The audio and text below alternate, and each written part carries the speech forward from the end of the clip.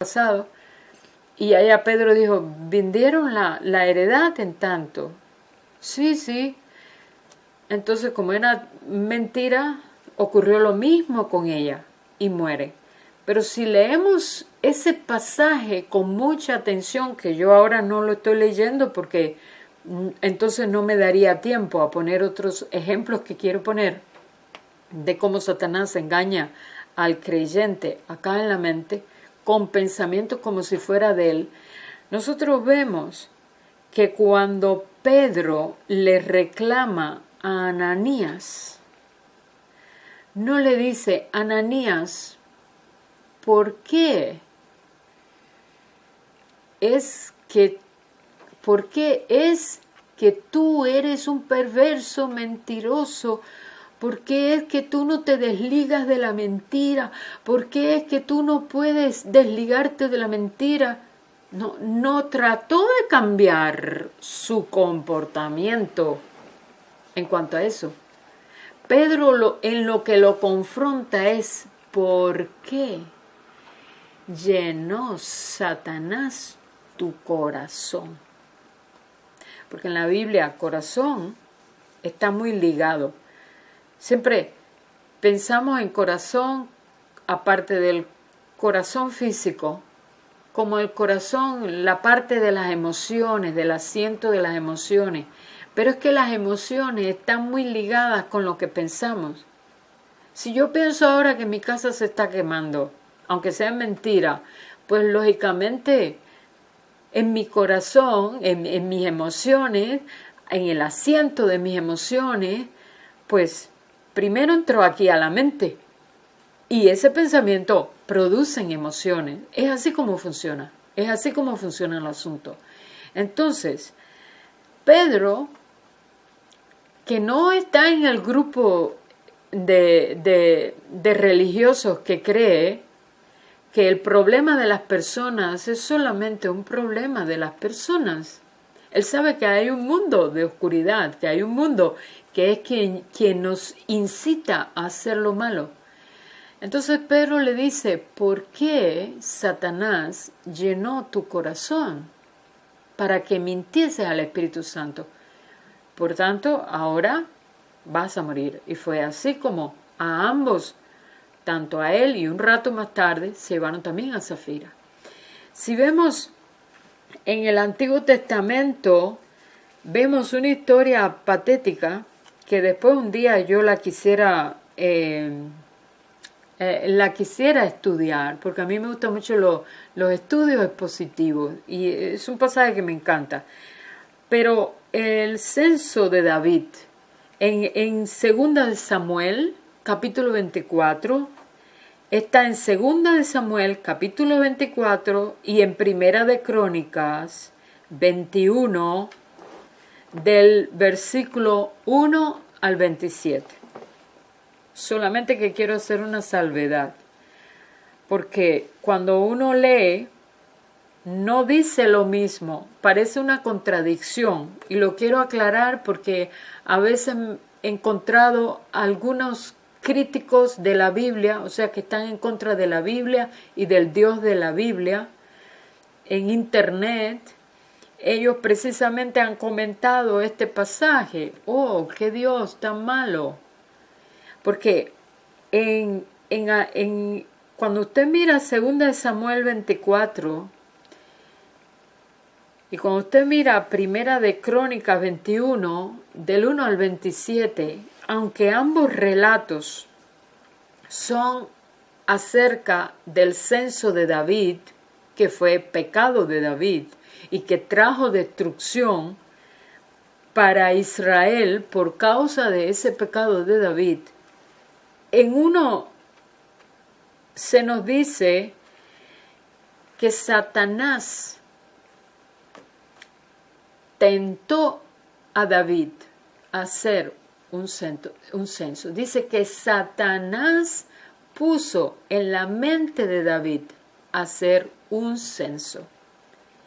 Dice que Satanás se levantó contra Israel y puso en la mente del rey David hacer un censo. en un día que estudie estos capítulos, voy a explicar por qué le desagradó tanto a Dios el asunto.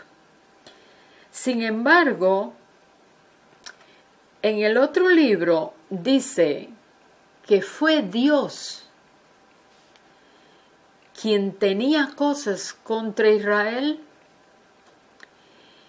y puso a Satanás para que pusiera en la mente de David hacer el censo. O sea, en una parte dice que fue Satanás y en otra dice que fue Dios. Y yo quise, sino que Dios permitió que Satanás se acercara, porque era una manera de disciplinar a Israel. Pero cuando vemos, por ejemplo, en el libro de Job, también Satanás quiso dañar a Job, pero tuvo que pedirle permiso a Dios. Y también Dios le dio permiso hasta cierto punto. Pero vamos al Nuevo Testamento. Cuando vemos el Nuevo Testamento, antes de que Pedro traicionara, o sea, negara a Jesús con su boca y negó que él negó ser discípulo de Jesús por miedo, antes de que eso ocurriera, Pedro le dijo al Señor que él nunca lo iba a negar. Cuando él dijo, ahora todos ustedes me van a negar y me van a dejar solo, Pedro dijo, yo nunca, Señor. Fue precisamente Pedro quien con su boca le negó 3 veces. Porque Pedro abrió su puerta, abrió la puerta al ataque de las tinieblas cuando se mostró autosuficiente en su carne. Yo nunca te voy a negar. Ellos sí, pero yo no. Entonces, justamente le dijo el Señor, Pedro, Satanás me ha pedido zarandearte como a trigo, pero yo he rogado para que tu fe no falle. Él nos dijo, pero yo he rogado, no, eso no te va a acontecer. Le aconteció, pero dijo, pero yo he rogado al Padre para que tu fe no falle. Dicho sea de paso, ese es el ministerio de Jesús, aún hoy está rogando de continuo. Por eso ningún ángel, ni María, ni nadie ruega por ti. No cabe esa oración, ruega por nosotros los pecadores. A nadie que no sea Jesús.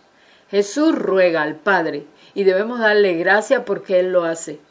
Aunque ya rogó por nosotros en Getsemaní, te pido no solamente por estos, sino por los que creerán en mí por la palabra de estos. Y dice, te ruego, Padre, que no que los saques del mundo, sino que los libres del mal. Y es la voluntad del Padre, y es la voluntad de Jesús, librarnos del mal. Pero es la voluntad del Padre que en la iglesia hayan personas apercibidas para que te puedan ayudar en tu necesidad, para que no caigas en el mal. Y yo y todos somos vulnerables. No hay nadie que pueda decir, no, yo no. Generalmente la persona que cree yo no, está lista para el engaño. Como dijo Pedro, no, yo no. Y abrió la puerta. Y por eso fue que Jesús le dijo lo que le dijo, bueno, Pedro, precisamente tú vas a ser. Muy zarandeado. Y fue quien le negó. Entonces nunca debemos decir, no, yo no. Y para el que se cree más espiritual. Y cuando Pablo hablaba, decía, el que cree estar firme, mire que no caiga. porque todos somos vulnerables al engaño. Si no fuera así, entonces le he puesto algunos ejemplos del Nuevo Testamento. Entonces sí podemos ser muy engañados con pensamientos que son como si fueran nuestros. Cuando David hizo el censo, le pareció muy bien, y allá está Joab y le dice, ¿y por qué habría el rey de hacer eso? O sea, ¿para qué habría de hacer un censo? Si es que siempre Dios te ha dado la victoria cuando le has consultado a Él, sin necesidad de un censo, porque no es de la capacidad, de la cantidad de armas, de la cantidad de soldados que tenga. ¿Por qué hace eso el rey? Y Joab hasta se molestó con él. Pero él quedó exonerado porque él estaba cumpliendo órdenes de David. Pero luego David volvió en sí, porque tenía un corazón de siervo, y David entonces reconoció y confesó delante de Dios, aunque hubo consecuencias. Lo mismo nosotros. No debemos creer que no podemos caer. Conté algún ejemplo, Ananías y Zafira, el caso de Pedro. Bueno, puse aquí algunos ejemplos. Pero me voy ahora al espíritu de enfermedad. ¿Por qué quise hablar del espíritu de enfermedad y cómo nosotros podemos? Se los ilustré con un ejemplo. Hay otros ejemplos que he tenido que también han sido espíritu de enfermedad. Y lo quiero ilustrar por la escritura, porque luego están los que dicen, eso es un ejemplo, y será verdad o no será verdad. Siempre es muy bueno ilustrar todo por la escritura, porque la escritura es la norma de autoridad para nosotros.